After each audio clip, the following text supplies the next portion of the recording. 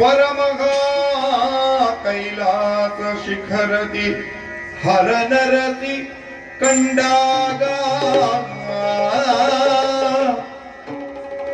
ಕೈಲಾಸ ಶಿಖರದಿ ಹರನರಸಿ ಕಂಡಾಗ ಕೌತುಕವೆರಸಿ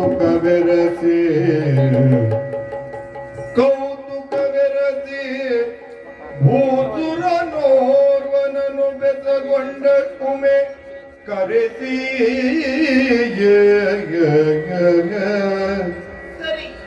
ಕೌತುಕವೆರಸಿ ಭೂಸುರನೋರ್ವನನು ಬೆಸಗೊಂಡ ಉಮೆ ಕರೆಸಿ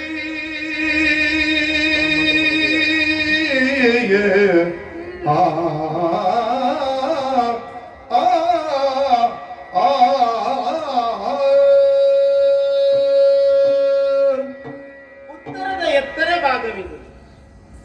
ಲಯಕ್ಕೆ ಕಾರಣಿಕನಾದಂತ ಈಶನು ನೆಲೆ ನಿಂತ ದಿವ್ಯ ತಾಣವಿದು, ಭವ್ಯ ತಾಣವಿದು.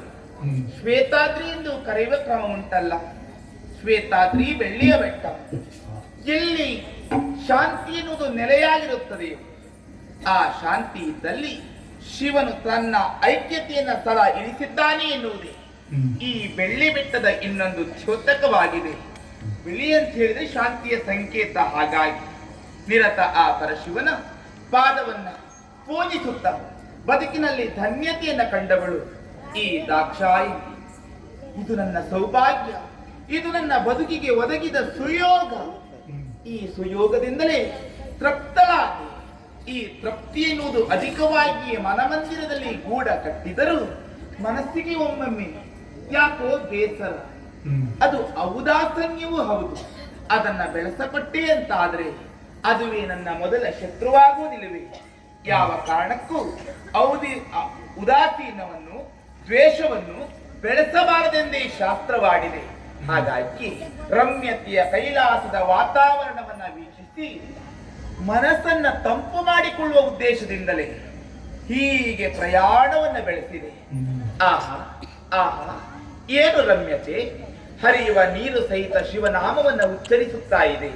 ಬೀಸುವ ಗಾಳಿಯಾಗಲಿ ಹೆಚ್ಚೇನು ಈ ಶಿವನ ಸ್ಥಳದ ಪ್ರತಿಯೊಂದು ಅಣು ರೇಣುಗಳು ಸಹಿತ ಶಿವನಾಮವನ್ನ ಸ್ಮರಿಸಿದ ಭಾವ ನನಗಾಗುತ್ತಿದೆ. ಇದು ನನಗೆ ಮಾತ್ರ ಹಾಗೆ. ಇದೇ ವಾಸ್ತವ ತಿಳಿಯುತ್ತಿಲ್ಲ, ಸಾಕಾಗಲಾರದು. ನನ್ನವರ ಈ ಶ್ರೇಷ್ಠತೆಯ ವಾತಾವರಣವನ್ನ ಇನ್ನೂ ಸವಿಯಬೇಕು ಅಂತಾದ್ರೆ ಸಾಗ್ತೇನೆ.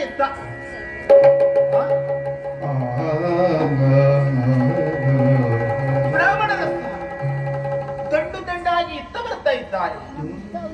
ಕೈಲಾಸದ ತಪ್ಪಲಿಗೆ ಬಂದಂತ ಅವರು ಇನ್ನೇನು ನಮ್ಮ ಯಥಾಸ್ಥಾನಕ್ಕೆ ಬರ್ತಾರೆ ಅಂತ ಭಾವಿಸಿದ್ರೆ ಆಹಾ, ಅವರು ಇತ್ತ ಬರುತ್ತಿದ್ದದಲ್ಲ, ಎತ್ತಲು ಹೊರಟು ಈ ದಾರಿಯನ್ನ ಆಯ್ದುಕೊಂಡಿದ್ದಾರೆ ಅಷ್ಟೇ.